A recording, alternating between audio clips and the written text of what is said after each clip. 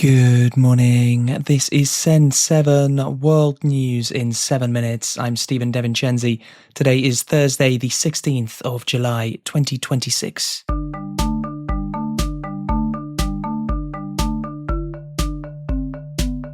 Starting in Africa today, in the Democratic Republic of the Congo, the World Health Organization says that it has less than half of the funding needed to fight Ebola. Health Emergencies Program Director Chikwe Ihekweazu said that funding the fight against Ebola is not charity because everyone will pay more in the future if it isn't tackled now. This outbreak requires resources that match the scale of the challenges that we are facing. Progress is being made, but the outbreak is growing rapidly and spreading widely. We have the tools, we know what to do. The question is whether we have the courage and whether we can mobilize the means. And this is not a burden DRC can be allowed to carry on its own. This is not charity. Nigeria's army has killed over 300 gang members, most known for kidnappings, according to an official. Gangs, which are sometimes also Islamist jihadist groups, have been stealing cattle, killing people, and kidnapping people for ransom money over the last few years, sometimes kidnapping hundreds of people at a time. There were reports that local vigilantes joined the army in the attack on the gangs. Asia. Iran has said that it could block more energy routes after saying that it has again blocked the Strait of Hormuz. This could possibly be a reference to encouraging Yemen's Houthis to block transport through the Red Sea. The United States has said that the blockade of Iran is also back in place. Oil prices have risen to their highest levels in over a month. The United States again attacked Iran's coastal defense systems and missile launch sites yesterday. Iran's Revolutionary Guard Corps said that it has attacked US military sites in Jordan, Kuwait, and Bahrain.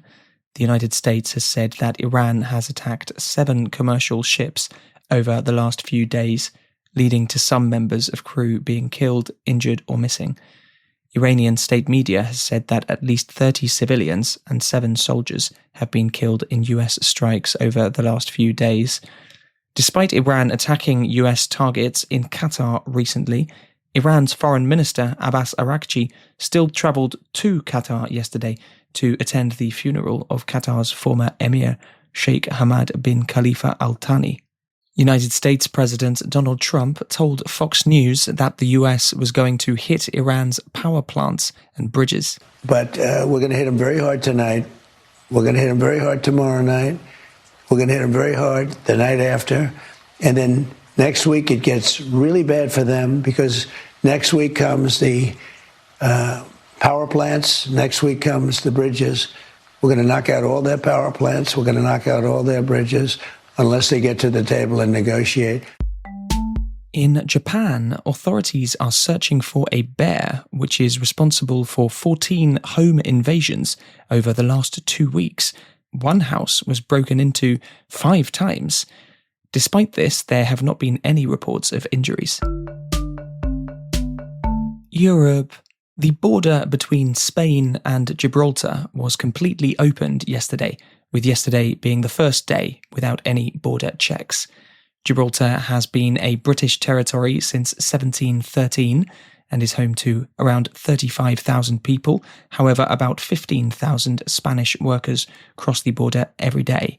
Since Brexit, years of negotiations have ended with a deal in which Spanish border police are able to check arrivals at Gibraltar Airport and Seaport, effectively making Gibraltar part of the Schengen area, despite Gibraltar still being a British territory and not part of the European Union. In the United Kingdom, police have said that the murder of politician Anne Widdecombe last week is being investigated by counter-terrorism police. Widdecombe was known for her socially conservative politics, opposing abortion, LGBT rights, and supporting Brexit and lower immigration. Ukraine's drone forces commander has said that Ukraine has hit 116 Russian ships in the last few days, especially in the Azov Sea.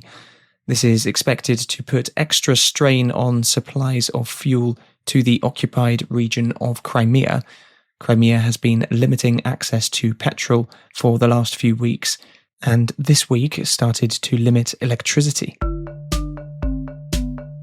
America's Chile has declared a state of emergency in 10 regions as the El Niño weather front arrives, bringing extreme rain and wind over the next week.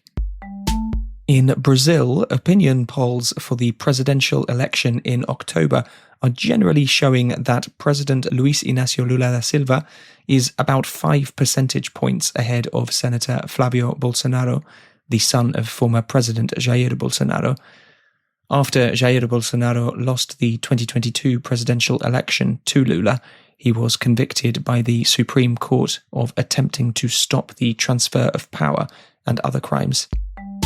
In the United States, ICE, the Immigration and Customs Enforcement Agency, has said it will stop almost all traffic stops. Over the last week, 2 people have been shot dead in different traffic stop incidents, neither of whom were people ICE was searching for. Also in the United States, the House of Representatives has voted to make daylight saving time permanent. If this bill gets passed by the Senate, then the United States will not change its clocks anymore, maintaining the same time all year round. Most of Europe and North America participates in daylight saving time, however, it is rare in other continents. And in the United States, Canada and Mexico, the semi-finals of the Football World Cup have finished, with Spain beating France and the reigning champions Argentina beating England.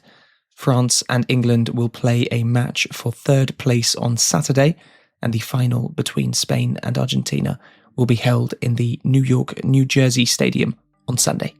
That's your world news in 7 minutes. Have a great day. See you tomorrow.